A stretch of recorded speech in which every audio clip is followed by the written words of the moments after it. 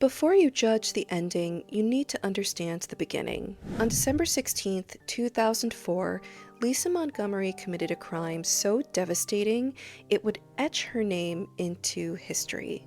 In 2021, she became the first woman executed by the US government in nearly 70 years. She was punished for taking a life and for stealing another before it even began. Lisa Montgomery's story is one of the most complicated and haunting I've ever told. But Lisa Montgomery's story also doesn't start there. It started decades earlier, hidden behind closed doors where unimaginable trauma built up, like a pot left on a stove until it finally exploded. And the story isn't just about a brutal crime. It's a story about systemic failure, about survival, and about what happens when mercy is nowhere to be found. It's also a story that's going to divide people. One side is going to see a monster, and the other might see a life that was never given a chance to begin with. But today, we're looking at the whole story. Hi everyone, and welcome to the channel. I'm Ray Review, and I tell a lot of dark true crime stories here. So viewer discretion is advised, but if you like spoken true crime stories, please be sure to like this video and subscribe to the channel. It helps out way more than you realize. And if you're interested for deeper dives or behind the scenes access, or just want to support the channel, please consider joining my private community on Patreon, where we have you covered there. So without further ado, let's dive into the story of Lisa Montgomery. So to understand Lisa Montgomery's crime, we need to start from the beginning. It began in a trailer deep in the Oklahoma woods, into a childhood that nightmares are made of. Lisa Montgomery was born on February 27th in 1968 to a woman named Judy Shaughnessy. She was a woman described by family and neighbors as erratic and cruel, and honestly, Lisa Montgomery was doomed before she was born. Her mother, Judy, struggled with substance abuse while she was pregnant with Lisa Montgomery, so by the time Lisa was born, she had brain damage as a baby. Lisa's father left when she was a small child, leaving Lisa and her two sisters in the care of her mother, Judy. But here's the thing, Judy is a terrible person and a worse mother. She was violent and neglectful. She beat all of her children. I will get into that a little bit of what she did now, just, trigger warning. She would punish them by putting them in cold showers or whipping them with belts, cords, or hangers. She often would tape Lisa's mouth shut with duct tape so that she didn't have to hear Lisa speaking. Lisa Montgomery even recounts how she learned not to cry when the duct tape was over her mouth because her nose would get too stuffed up and she couldn't breathe. She even claimed on one occasion that her mother Judy killed the family dog just to teach the kids a lesson. Her mother Judy had multiple partners throughout her childhood, but ultimately got married 6 times. Lisa had an older sister. She was 4 years older than her. Her name was Diane, and Diane loved her. Her sister Diane tried desperately to protect her younger siblings from the mistreatment of her mother and the men her mother brought into their life. But Diane went through just as much torture herself. Lisa Montgomery's life was marred by violence, but her first experience with SA was when she was only 3 years old. It happened when she was with her sister Diane. Diane was only 8 years old, and she was being harmed by a male babysitter who was a grown-up, and a 3-year-old Lisa laid next to Diane in the bed while this was all happening. So somehow social services became aware of the danger in the house, and her sister Diane was removed from the house, but Lisa and her sister wasn't. Diane reported that as they drove away, she was overcome with fear over the fate of her younger sisters, to the point where she couldn't stop throwing up in the car. And unfortunately, she had every cause to worry, because somehow Lisa's life became darker, and it was about to become a living hell. Judy remarried a man named Jack Kleiner, and he was an absolute monster and described as a mean drunk. He was violent with everyone in the family, but his violence toward Lisa always had inappropriate overtones. And by the time Lisa Montgomery was 11 years old, she was the target of ongoing, frequent, and sadistic SA at the hands of her stepfather. He would sneak into her room at night and harm her in every way conceivable, often while smothering her face with a pillow. And if Lisa resisted, he would bash her head into a concrete floor so hard that she actually sustained a traumatic brain injury, MRI scans would later show. During these years, the family moved repeatedly. In the first 14 years of Lisa's life, the family moved 17 times. But their evil stepfather eventually moved the family to an isolated, run-down trailer at the end of a dead-end road. The trailer was filthy, and it had no running water. And the attacks by her stepfather were so frequent and brutal that he eventually built a separate room onto that trailer just for them, hidden from view, where no one could hear her cries for help, and he could attack her with nobody knowing. Lisa was completely on her own. Her mother Judy even walked in while Lisa was being assaulted by her stepfather. And instead of defending Lisa, her daughter, she was so angry that she went and got a gun and held it to her daughter's head and screamed at her, "How could you do this to me?" Lisa Montgomery started to drink wine as a means to cope because she lived with the fear and the constant terror and the constant anticipation that she was going to be assaulted. But somehow it still gets worse for Lisa. Over time, the violence escalated, and Lisa Montgomery's stepfather, Jack Kleiner, started to invite his friends, for lack of a better word, to gang SA her. The ordeals would last for hours, and the men would even sometimes urinate on her. She was treated like garbage.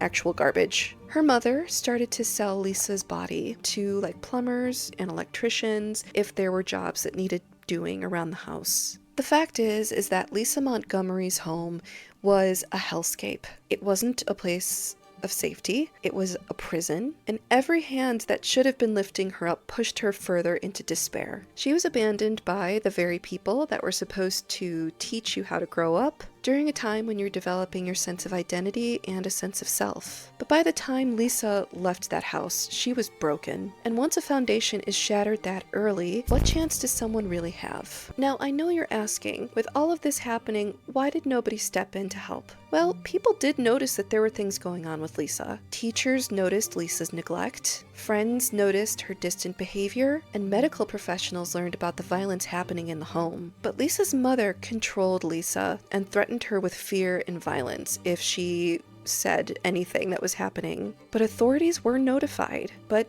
nobody intervened and nobody helped. Even during one of Lisa's mother's divorces, Lisa bravely testified about the horrific treatment that was happening at her house. And the judge scolded the mom, but nothing really happened, and no action was taken to protect any of the children in the home. Lisa Montgomery was not failed just once. She was failed repeatedly, systematically, and devastatingly. Just a quick note about this kind of trauma. Researchers estimate that about 1 in 6 boys and 1 in 6 girls are SA'd before the age of 18. SA is incredibly confusing and complex for children, for everybody. But childhood SA, if it isn't treated effectively, can have devastating long-term psychological consequences that persist into adulthood. And that's definitely the case with Lisa Montgomery. So just to recap where we're at. So Lisa has had brain damage since she was an infant. Lisa's trauma was so severe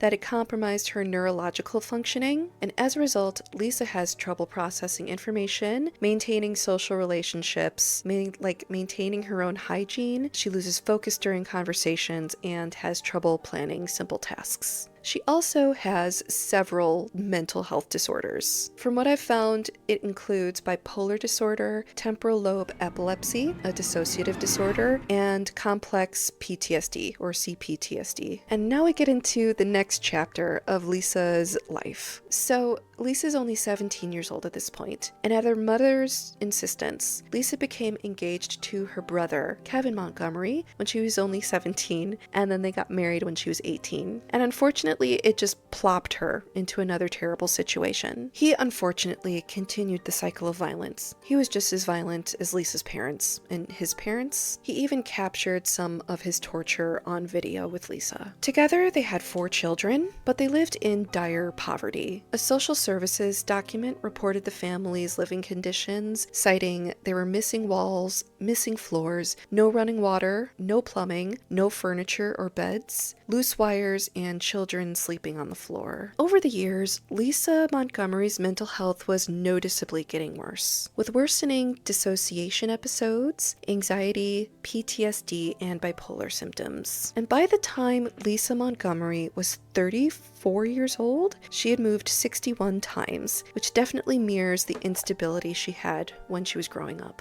Lisa got divorced from her stepbrother husband and remarried, and another pivotal moment in Lisa Montgomery's life was this. After Lisa Montgomery's fourth child, at her mother's insistence again, Lisa Montgomery had her tubes tied, which had a devastating psychological impact on Lisa. After this, her episodes of psychosis became increasingly erratic and more serious. After her forced sterilization, Lisa began to falsely claim that she was pregnant. She began telling family and friends that she was pregnant, going so far as to make up due dates and prepare for the arrival of a non-existent baby. But these delusions were pretty clear examples of how sick she was and how fractured her mental state was. To Lisa, these pregnancies were real, and no one stepped in to set her straight or to address how concerning her behavior was or to get her any help. So 2 days before the crime, her former husband and stepbrother filed for custody of 2 of their children. At the time, she had told her new husband that she was pregnant, but her stepbrother husband knew this wasn't true because he knew that her tubes were tied. Her stepbrother husband threatened to expose her and said he would use the pretend pregnancies in court to obtain custody of the children. So the threat of losing her children, combined with the years of trauma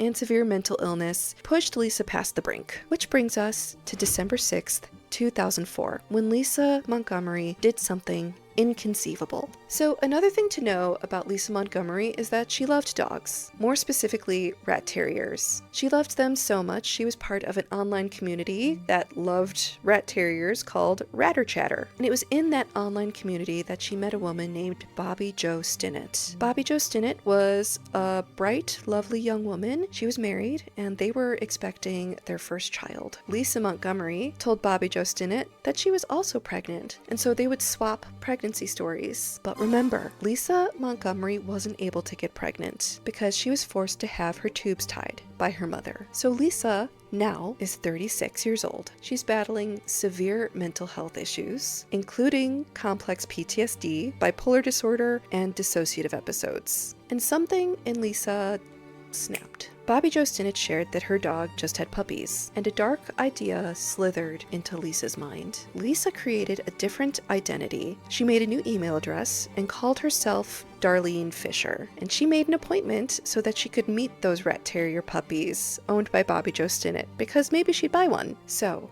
on December 6th, 2004, under the alias of Darlene Fisher, Lisa Montgomery drove 175 miles from her home in Kansas to Skidmore, Missouri. When Bobbie Jo Stinnett answered the door, she was expecting Darlene Fisher, but was met by Lisa Montgomery. Lisa Montgomery overpowered a 38-week pregnant Bobbie Jo Stinnett. Lisa then strangled her with a piece of rope and then grabbed a kitchen knife and cut Bobbie Jo's baby out of her womb. The baby miraculously survived, and over the next several hours, Lisa attempted to pass the newborn off as her own. But Lisa Montgomery was arrested the next day after the horrific discovery of Bobbie Jo Stinnett's body. Investigators quickly realized that Darlene Fisher doesn't exist. They were able to track Lisa down the next day using her emails and computer IP address. The authorities found her cradling a newborn girl, and she claimed that she gave birth to the day before. But her story quickly fell apart, and she eventually confessed to the murder of Bobbie Jo Stinnett. Lisa Montgomery's trial,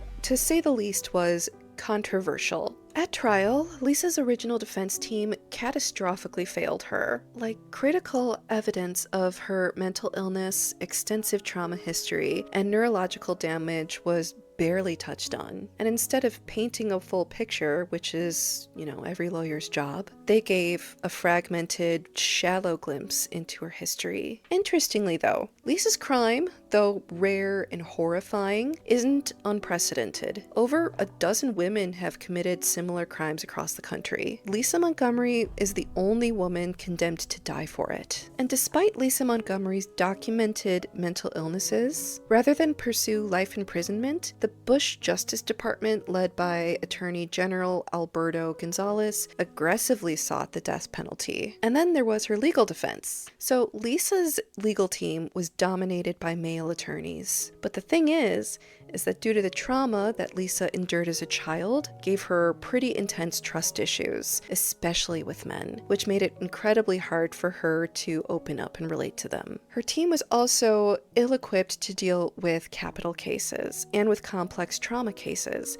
They were just out of their depth. The lead attorney's name was Dave Owen. Experts recommended that they bring in a specialist attorney that dealt with trauma. She was one of the most talented capital defense attorneys in the country, and she was a woman renowned for representing clients with severe trauma histories. And when Judy Clark began working with Lisa Montgomery, something amazing happened. Lisa, for the first time, started trusting someone. She opened up. She felt seen, valued, and heard. Judy Clark was a strong, capable woman. But unfortunately, the lead attorney, Dave Owen, is a fragile, egotistical baby man. Dave Owen, feeling threatened by Judy Clark's leadership, moved behind her back to have her removed from the defense team. So, without asking Lisa Montgomery and not talking to Judy Clark, a male federal judge severed Clark's connection to the case. Lisa Montgomery was devastated. Her mental state unraveled. She became inconsolable, terrified, and spiraled. Without Judy Clark, Lisa's defense team collapsed. Vital expert testimony about her trauma disorder, history of mistreatment, and childhood violence was never properly presented. And I'm not joking. During the closing arguments, her male attorney decided that instead of presenting a full story, she was just going to read a poem about assault. It just came off as bizarre and disrespectful, and the prosecution just mocked Lisa's experiences. They called everything she went through an excuse, and they just painted her as a bad mother who lived in a filthy home, and no one could really take her seriously. And after just 5 hours of deliberation, the jury found her guilty and recommended the death sentence. While in prison, something else remarkable happened to Lisa Montgomery. She got proper psychiatric care and medication, and for the first time in her life, Lisa's conditions stabilized, but the mental scars remained. Even medicated, she'd have frequent panic attacks and would break out in hives if she was left alone in a room with a man. Fact is that Lisa Montgomery was failed at every stage by her family, her community, the legal system, and ultimately the very society that claimed to seek justice. Since her conviction in 2007, Lisa Montgomery remained connected to her children, and she even became a grandmother. She also accepted full responsibility for her actions and expressed deep, unwavering remorse for what she did to Bobbie Jo Stinnett. So more than 1,000 experts who advocated for mistreated and neglected children pleaded for clemency for Lisa Montgomery to try and get her death sentence reversed to a life sentence. But despite overwhelming evidence of her severe mental illness, her childhood of torture, the Trump administration moved forward with her execution. Experts argued that executing Lisa wouldn't bring justice, it was just going to perpetuate the cycles of violence and neglect that shaped her life. Renowned defense attorney Sandra Babcock, who represented hundreds of individuals facing execution worldwide, she even said, "I've never seen a case like this. I don't know of any execution in the US or elsewhere that has been carried out on someone who has been subjected to such unrelenting torture and violence." Sandra Babcock believed that if Americans knew the full extent of Lisa's suffering, they would never have supported her execution. But most Americans never knew the full story. On January 13th, 2021, Lisa Montgomery was executed by lethal injection. Her death was not just the end of one broken life. It was a culmination of decades of collective failure. And Lisa's execution left a lot of people asking, when a society punishes a victim of its own neglect, what does that say about the true nature of justice? Are we actually seeking accountability, or are we just continuing the cycles of violence and abandonment that made Lisa who she was? These are questions that we continue to wrestle with. For Lisa Montgomery, for Bobbie Jo Stinnett, and for the countless others failed by the very systems designed to protect them. Lisa Montgomery's story isn't easy, and this isn't a story about condoning or excusing what she did. Mental illness provides an explanation, but it's never an excuse for violence. But Lisa Montgomery's story forces us to ask uncomfortable but necessary questions. What does justice mean when it's blind to suffering? What does punishment solve when the roots are planted in untreated trauma and generational neglect? And can a society claim to be just if it chooses retribution over rehabilitation